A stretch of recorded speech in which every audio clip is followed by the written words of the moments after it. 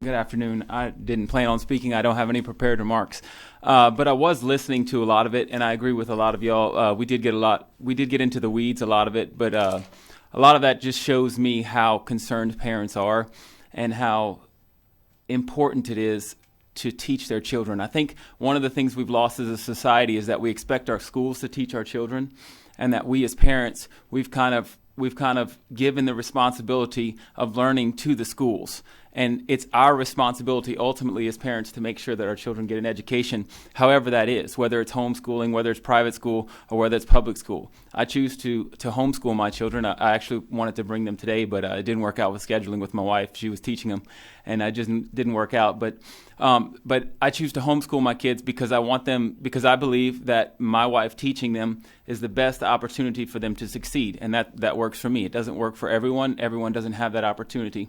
But I think as a school system in Louisiana, we've gotten away from the core basics of learning for our children. We've gotten into the weeds, just like the discussion today. We've gotten into the weeds of critical race theory. We've gotten into the weeds of socialism. We've gotten into the weeds of teaching our children things that don't pertain to them reading and writing. I mean, there was some horrific statistics given in the beginning of this committee meeting, and you can look. We're almost last in all of education, and why is that? Because we've lost our focus on what's really important, and what's really important is teaching our kids to read and write and to add and to multiply. Our kids don't know that. You can go on social media and you see people that have no idea about anything. People were sharing the Declaration of Independence, talking about how that we were supposed to rebel against governments that didn't do the things that they were supposed to do. And the Declaration of Independence isn't even a law. It was a Declaration of Independence from England, which that has nothing to do with America at this point. It's not a law.